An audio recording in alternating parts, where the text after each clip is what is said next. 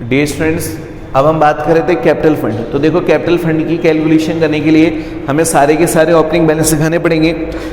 तो हमारे पास जो आउटस्टैंडिंग सब्सक्रिप्शन था वो कितना था, 9000। तो यहाँ पे हम क्या लिख रहे हैं, आउटस्टैंडिंग सब्सक्रिप्शन। ये प्रारंभ में था, फिर इस साल पिछले साल हमने एडवांस कितना प्राप्त किया, तो यहाँ पे हम क्या लिखेंगे, एडवांस सब्सक्रिप्शन कितना, 10,000 रुपये। अब देखो आउटस्टैंडिंग सैलरी, लायबिलिटी है अपनी, आउटस्टैंडिंग सैलरी आ जाएगी कितनी, 10। आउटस्टैंडिंग सैलरी कितनी थी बेटा, 5000। फिर देखो प्रीपेड इंश्योरेंस आएगा नहीं, स्टॉक ऑफ स्टेशनरी आ जाएगी, स्टॉक। तो यहाँ पे क्या लिखेंगे, stock of stationery, stock of stationery 10,000। तो यहाँ पे क्रेडिटर्स आ जाएंगे ओपनिंग में, क्रेडिटर्स फॉर स्टेशनरी कितने, 4,000 रुपये। अब आ जाओ, बिल्डिंग आएगी, क्योंकि बिल्डिंग हमारी एसेट्स है, ओपनिंग में इसका बैलेंस दे रखा है, तो इसका मतलब यहाँ पे बिल्डिंग की जो वैल्यू है वो 1,00,000 रुपये आ जाएगी। अब बात किसकी हो रही है, फर्नीचर की। तो फर्नीचर की ओपनिंग में वैल्यू कितनी बेटा, 20,000। फिर उसके बाद ऑडिट फीस आएगी नहीं, बैंक लोन आएगा, लायबिलिटी है ना बैंक लोन, तो बैंक लोन की लायबिलिटी कितनी, 40,000। ओपनिंग में 40,000 है। स्पोर्ट्स इक्विपमेंट, तो हमारे पास जो स्पोर्ट इक्विपमेंट है ओपनिंग में कितने, 50,000। फिर यहां पे हम बात किसकी करें, कैश इन हैंड की। तो कैश इन हैंड बाढ़ में जा रहे हैं, तो इसका टोटल और इसका टोटल, तो अपने पास क्या आ जाएगा, कैपिटल फंड आ जाएगा बैलेंसिंग फिगर से। तो बेटा इसका जब टोटल लगाएंगे ना अपन, इसका जो टोटल आ रहा है 2,81,000 आ रहा है। कितना आ रहा है, 2,81,000। तो इसका भी कितना आना चाहिए, 2,81,000। जो डिफरेंस आएगा वो 2,22,000 आएगा। कितना आएगा, 2,22,000। ठीक है।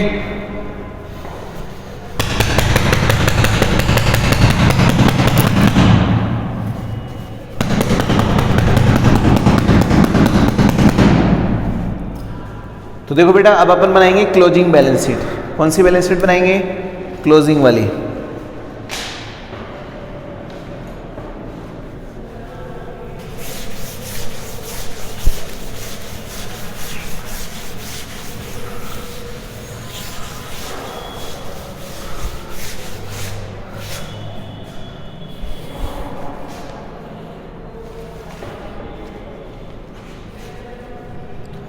तो इसका मतलब अब अपन मेन बैलेंस शीट बना रहे हैं। तो जो मेन बैलेंस शीट बनाएंगे वो एज ऑन 31 मार्च 2017 को बनाएंगे।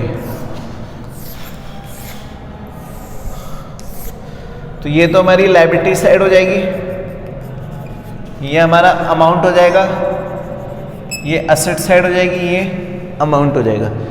ठीक है। तो जब बैलेंस शीट बना रहे हैं तो सबसे पहले यहां पे अपन क्या लिखेंगे,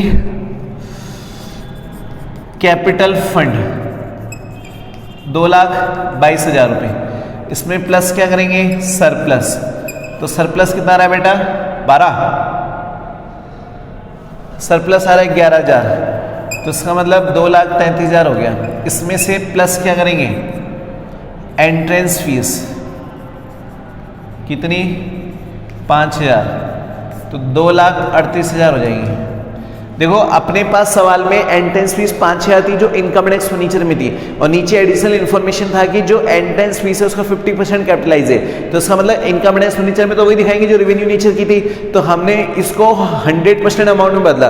तो जब 100% अमाउंट में बदला तो हमारे पास जो एंट्रेंस फीस आ रही है वो टोटल कितनी बनी, 10,000, जिसमें से 5,000 इनकम टैक्स फर्नीचर में गई और 5,000 कहाँ जाएगी, बैलेंस शीट के लायबिलिटी साइड में। और मैंने आपको बताया था कि या तो हम इसको अलग से शो कर सकते हैं या फिर कैपिटल फंड में ऐड करके दिखा सकते हैं। तो अभी हमने कैपिटल फंड में ऐड किया, तो अब हमारा कितना हो गया, 2,38,000 रुपये हो गया। अब हम जो बैलेंस शीट दिखाएंगे तो उसमें क्लोजिंग बैलेंस शीट दिखाएंगे। जैसे बिल्डिंग है तो बिल्डिंग का क्लोजिंग बैलेंस कितना आ रहा है, 2 लाख रुपए। फर्नीचर का 18,000 रुपये। स्पोर्ट इक्विपमेंट्स 40,000 रुपये। अब एक चीज बताओ, यहां पे जो बैंक लोन आएगा बेटा, बैंक लोन कितने रुपए का आएगा? 40,000 रुपये का आएगा। बैंक लोन कितना आएगा? 40,000, क्योंकि बैंक लोन के बारे में कुछ नहीं कह रहा है। अब इसमें क्या क्या चीज आ जाएगी? कैश इन हैंड आ जाएगा। तो इसमें कैश इन हैंड आपके पास कितना दे रखा था? 15,000। अब इसमें हम लिखेंगे outstanding subscription, outstanding subscription at the end, कि करंट ईयर में बकाया चंदा कितना था। तो करंट ईयर में जो बकाया चंदा बेटा वो 15,000 पे था। कितना था? 15,000।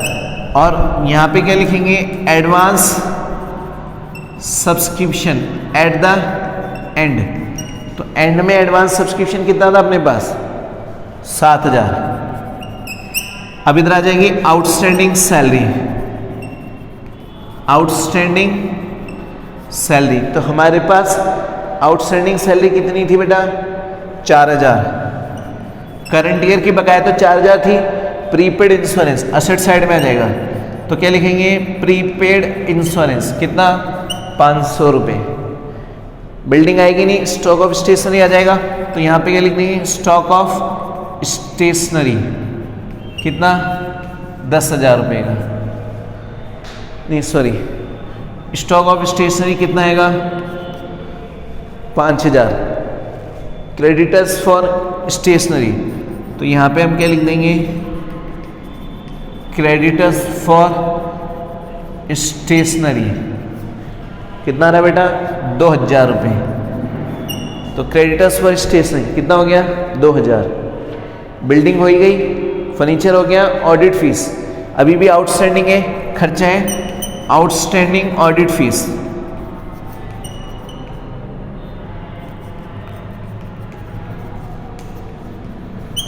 2,500 रुपये।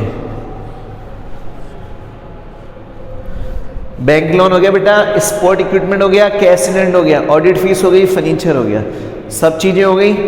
बस अब अपन ने क्या क्या लिख दिया? कैपिटल फंड, इसमें एंट्रेंस फी जोड़ के लिख दी, बैंक लोन लिख दिया, outstanding audit fees, creditors for stationery, outstanding salary, advance subscription, इधर भी सब हो गया।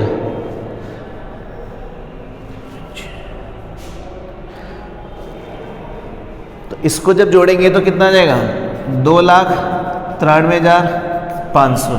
तो इसको भी जोड़ेंगे तो 2,93,500। क्लियर है? तो इस तरह अपन क्या करेंगे? क्लोजिंग बैलेंस शीट बनाएंगे। तो ओपनिंग बैलेंस शीट तो अपन बना ही चुके थे, अब हमें क्या बनाएंगे? Closing balance sheet. तो इसमें वही आइटम दिखाएंगे जो ईयर एंड में बच गए। जैसे हमारे पास बिल्डिंग थी, अब ईयर एंड में 2 लाख की थी, फर्नीचर 18,000 का था, स्पीड इक्विपमेंट 40,000 के थे, क्लोजिंग बैलेंस कैश का कितना आ रहा है? 15,000। क्लोजिंग सब्सक्रिप्शन ये सारी ऐड करने के बाद 2,93,500 आ रही है। अब आपको क्या करना है? बुक्स का जो लास्ट अनसोल्ड है, कौन सा अनसोल्ड है? लास्ट वाला 11वां अनसोल्ड, ये आपको ट्राई करना है। ठीक है बेटा? बाकी मैंने आपको 9वां 10वां आपको दिया ही था, तो अब आपको लास्ट 11वां अनसोल्ड क्या करना है? ट्राई करना है।